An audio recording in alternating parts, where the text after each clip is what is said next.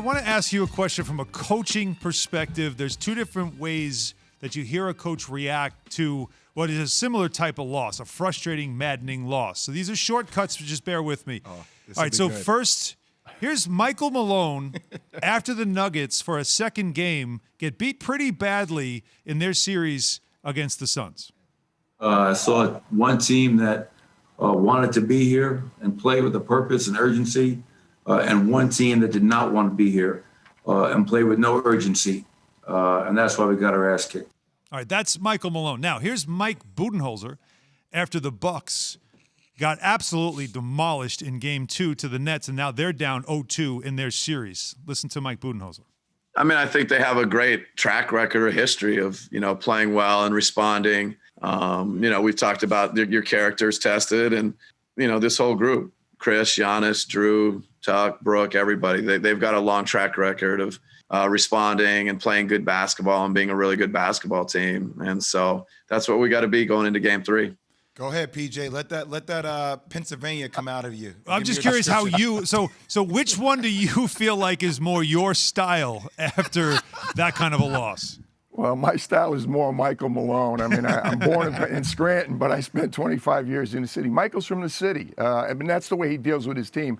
It's got to be a question of, where you're at with your team. The Bucks, it's very fragile. After the 2 years they've had, you're talking teams with the best record in the league 2 years in a row, and they've come up short in the playoffs. So Bud, I think, wants to keep building his team up. He knows how important this game is tonight. So I think that's a different message, and that's Bud. Michael Malone is direct. What you see is what you get. That's the way he deals with his team all the time.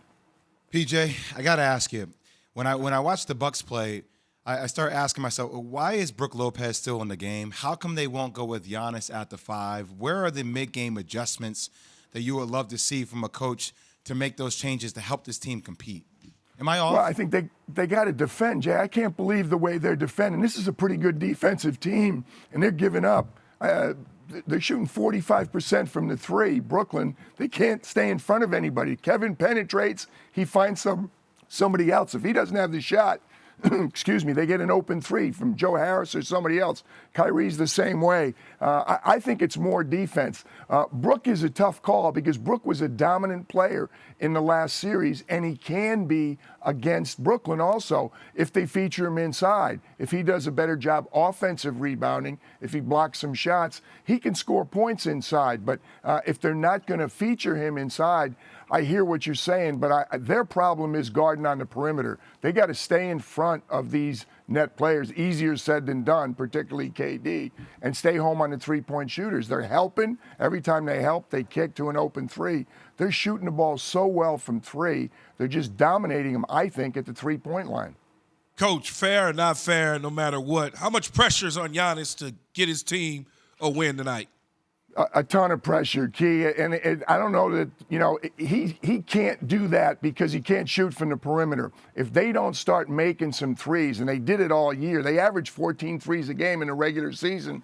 They're number 5 in the league in three-point shooting. Now, the Nets are number 2, but they're not making them. And the reason they're not making them is all their perimeter guys are shooting the ball poorly. As long as they keep missing threes, they're going to pack it in on Giannis, and there's not much Giannis can do.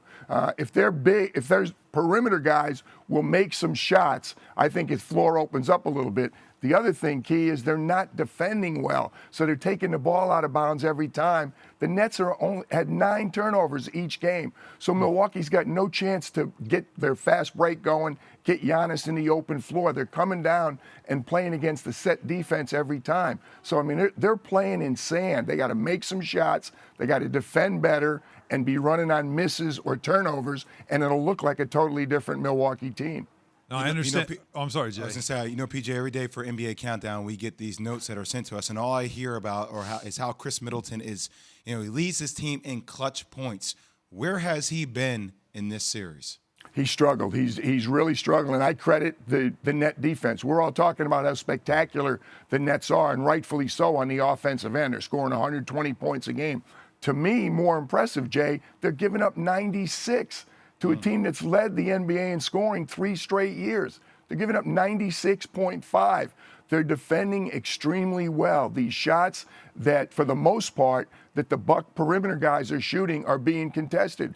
Drew Holiday's struggling. Chris Middleton's struggling. Bryn Forbes struggled in the first game. He got some shots late after it was over in the second game. They've got to make these perimeter shots, and Chris is not playing well. He played well in the first series. He's had 2 poor games. I expect him to play a lot better tonight, but I don't think we're giving the Nets enough credit for how much better they're defending than we all gave them credit for being capable of.